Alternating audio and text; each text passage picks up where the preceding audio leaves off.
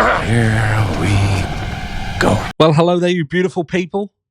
It's still the midweek hump. This is video 2 of 3 because we're going live later, talking about the Idaho 4 case and my clever friend Eddie and some of the things that Eddie has been following all the way through and put together.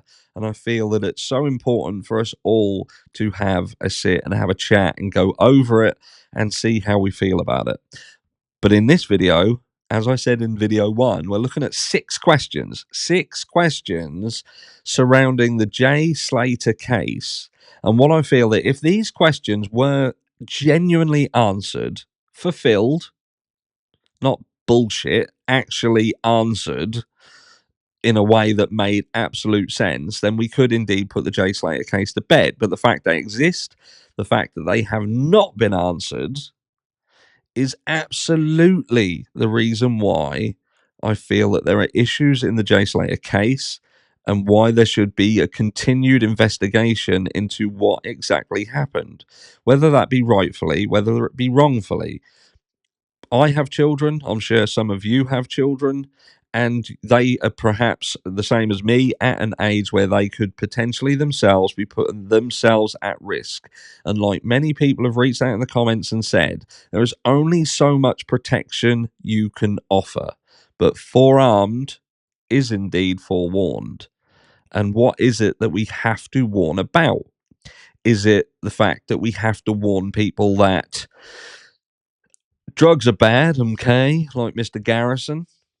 And we have to give them that warning, because don't think that your fucking little angels are angels when you ain't about.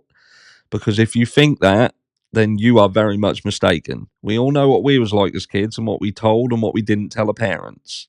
And the world has changed and access to certain things have changed. And kids today do not have the empathy that we had. And that in itself is problematic. But look, forearmed is forewarned.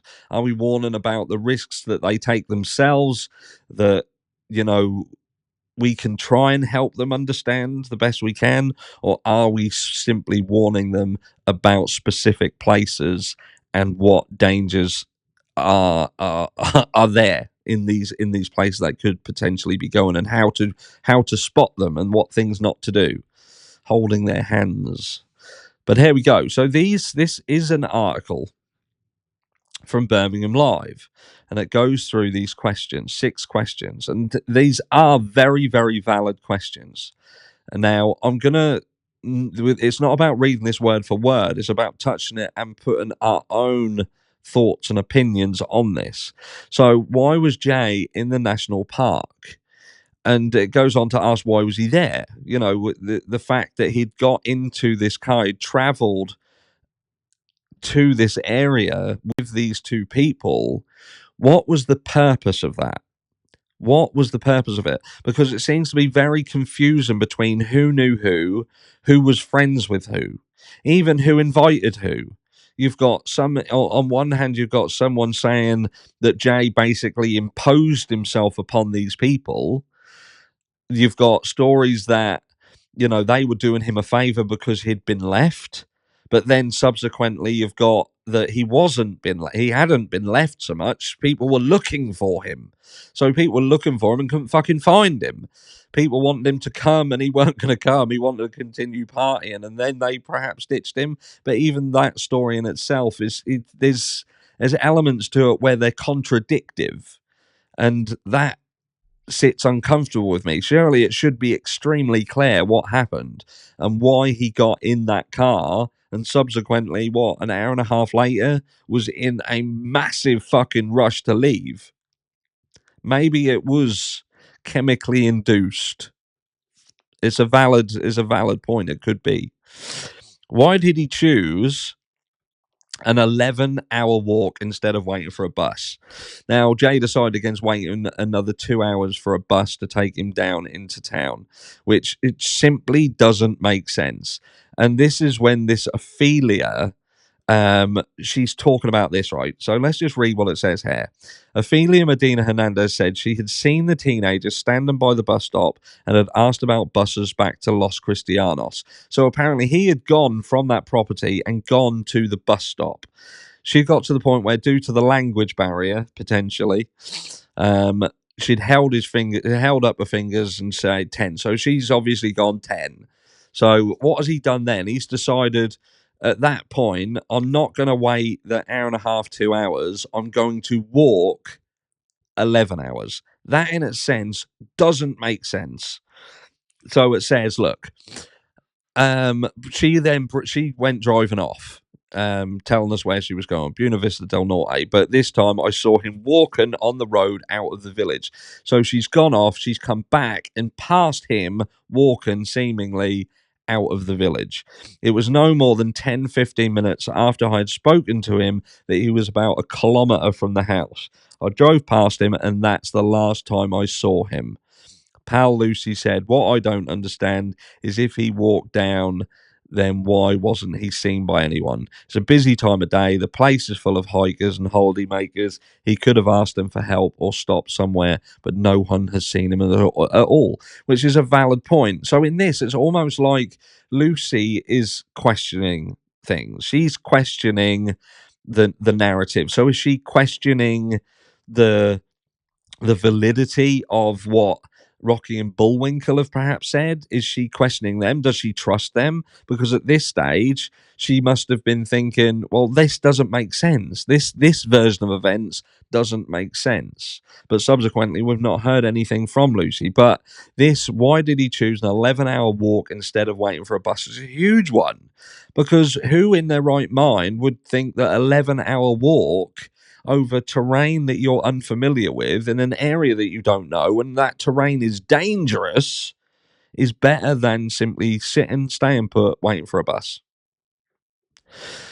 Who were the men Jay were with? And this rolls into the same old story that, like I said at the beginning, why was he there? After meeting two men who have been described as British during the festival, Jay decided to return to their Airbnb while his friends went home.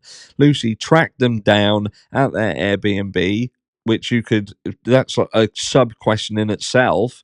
How did she know? How did she know to contact the Airbnb if he'd already left with them? Do you know what I mean? This tracking them down, how did she track what she tracked? How did she know about the B&B? How did she know that he'd gone off with them if she'd already left and gone home and the call was Jay already out in the fucking middle of nowhere being bitten by a cactus? That doesn't make sense.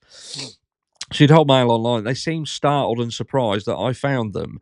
And I asked them where Jay was. They said he had gone out to try and look for cigarettes and then come back. And he said he was leaving to try and get a bus back into town.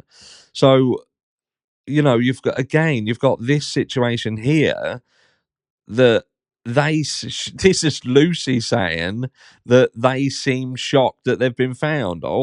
So again, what that I don't understand it. Who were they? Who were they? If it was media that was saying that these two were associates of Lucy. They weren't friends of Jay. They weren't friends of Brad. That's not what it was stated. They weren't all mates. And even Rocky and Bullwinkle, it was almost like Ayub was saying, I didn't really know this kid. He was a friend of someone that I knew. And he imposed himself upon us, and I was the good citizen who brought him to this place, wrapped him in a fucking blanket, gave him a cigarette and a fucking phone charger. Do you know what I mean? But then you've got this narrative, which is almost like the person who is supposed to have known them, she's saying that they were like rabbits in headlights, and they're saying that he went out looking for cigarettes, and, 1 minute it's food, next minute it's cigarettes, and he's going to try and get a bus, but then he doesn't wait for a fucking bus. He goes on an 11-hour hike. It just seems shocked that I'd managed to find them. But I've since found out they have left the country. They need to be spoken to properly. There you go. Where is Jay Slater's phone? Where is his phone? We've had no mention of it. Now, don't get me wrong. It could simply be that his phone was found with him, and it is with law enforcement, or his family have it. They've seen it. But ultimately, if this phone is missing, we've heard that the phone has been wiped.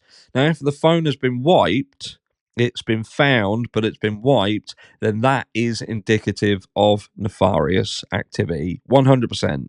Absolutely 100% nefarious activity if that phone has been wiped. If the phone is missing, then that is indicative of nefarious activity. 100%. So where is the phone? Who has it? Can anyone confirm whether the phone was found? Because nothing has been said about the phone, only a mention that the phone was wiped. But again, we can take that only with a pinch of salt.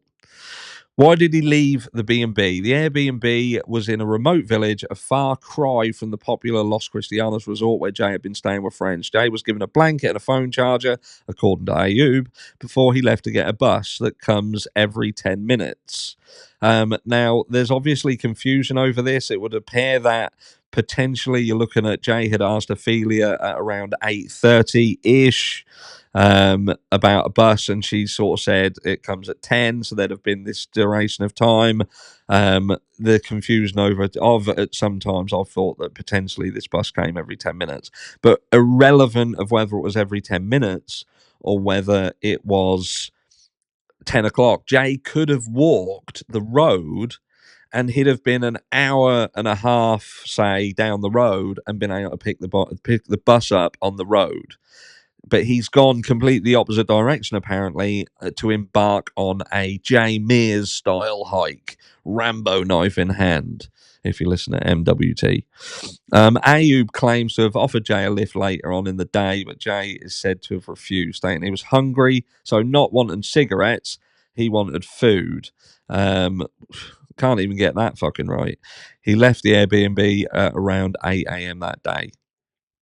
Why did he leave? Why did he leave in a hurry? To me, for Jay to have walked himself in that direction, away from the road, seemingly avoiding places that were easy to access, is indicative of someone who is actively trying to avoid being seen, found.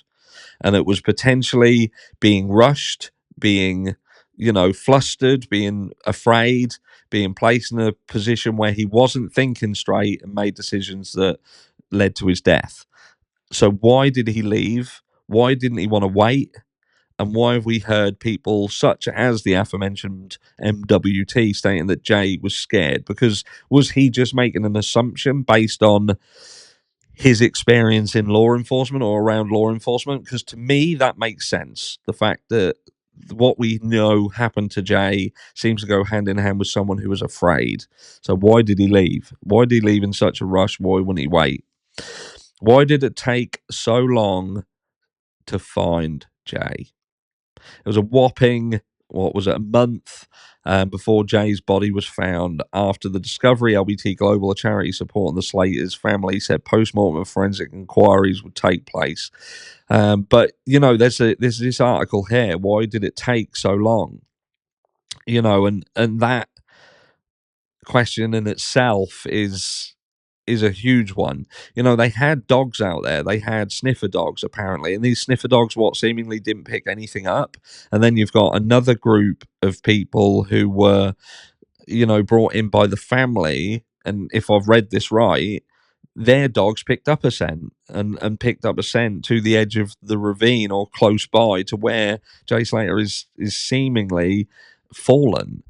But did they walk past him? Is it simply because of where he fell into was accessible? There seems to be a huge issue and people getting confused with the difference between where Jay was found was inaccessible and where he was able to walk to was inaccessible. Let's just get this straight. Where Jay walked was not inaccessible. Where Jay landed was inaccessible to a point. It was accessible to find him and get him out of there because they used a helicopter and a crane and lifted him out of there. But why did it take so long? Why did it take so long when he was not actually that far away from where his phone pinged, wasn't that far away from, I always said right at the beginning, he would be in walking distance from that Airbnb. And if they had a phone ping and it was within that range, then why did it take so long with all of the enforcements that they had? The dogs, the drones, the people. None of them could find anything until the day before Jay Slater's family's search party would do, would go out, and then all of a sudden all the pieces start to fit, and they are very quick to find him. And even that has been said isn't the right day. It's been noted that it was actually the day before that he was found. So the actual day that they'd I don't get it. But these questions, like this goes on to ask more questions, but I think those 6 are absolutely questions that need to be answered. And if they cannot be answered with people being straight and given clear answers that do make sense, then this case is not over, not by a long shot. And if you're someone who thinks that we should shut up about this case, I'm guessing that you have skin in the game somewhere. But I'll catch you all in the live later tonight.